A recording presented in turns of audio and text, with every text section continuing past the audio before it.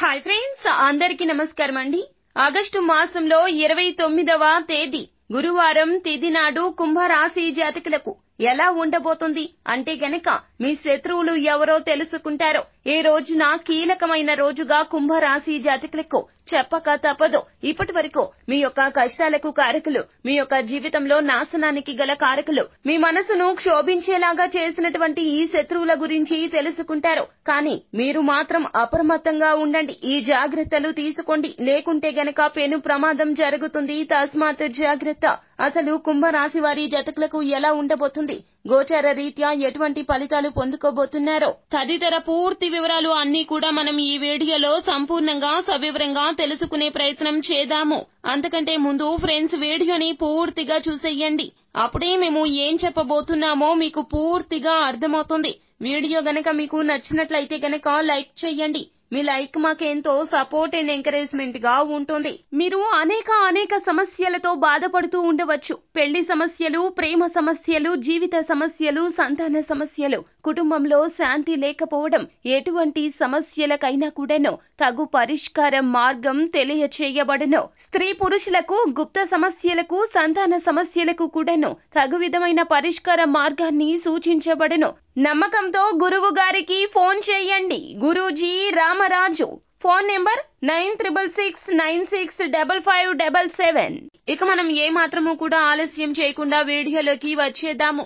ఈ రోజున విశ్రాంతిగా కూర్చోండి. మీ యొక్క అభిరుచుల కోసం పని చేసుకోండి.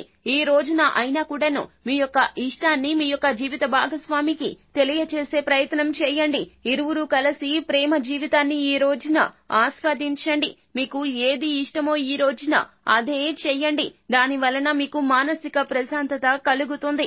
ఈ రోజున ధనాన్ని కాస్త అనవసరపు ఖర్చు చేయాల్సిన అవసరం వస్తుంది. మీరు ఈ విషయంలో అప్రమత్తంగా ఉండండి.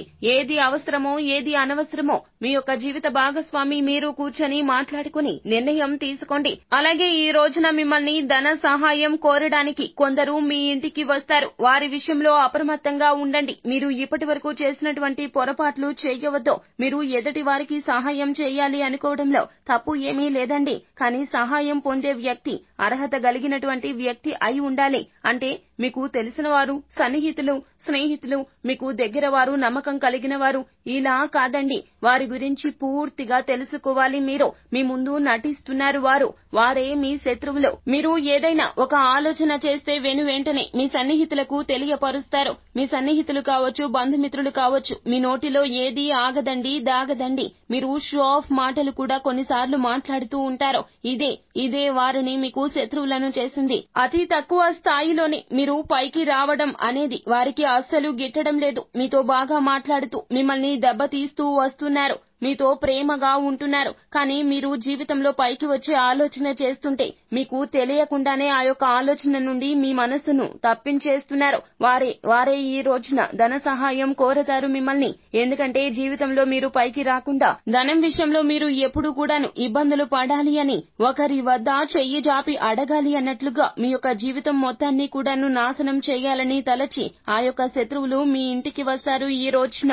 అయితే మీరు వీరి సాయంతోనే బయటపడబోతున్నారు. వారు మరెవరో కాదండి, మీ యొక్క జీవిత భాగస్వామి. వారి యొక్క సలహా సూచన ఈ రోజున భగవంతుని కృపా కటాక్షంతో వినబోతున్నారు. తత్ఫలితంగా వారే మీ శత్రువులు అనేది మీకు అర్థమవుతుంది. వారి వలన వచ్చినటువంటి ఆటంకాలు, ఆటుపోట్లు, జీవితంలో ఎంత కృంగిపోయారో అదంతా ఈ రోజున అవగతమవుతుంది. కానీ ఒకటి గుర్తుపెట్టుకోండి, తగాదాలకు పూనుకోవద్దు, కోపాన్ని ప్రదర్శించవద్దు. మీరు ఏదైనా సానుకూలంగా మాట్లాడి పంపించేసేయండి. వారికి ఇకనైనా దూరంగా ఉండండి. సో ఫ్రెండ్స్, చూశారు కదా, ఈ వీడియో గనక మీకు నచ్చినట్లయితే గనక లైక్ చేయండి. మరిన్ని వీడియోస్ కోసం మా ఛానల్ ని సబ్స్క్రైబ్ చేసుకుని ఫాలో అవ్వండి. Thank you.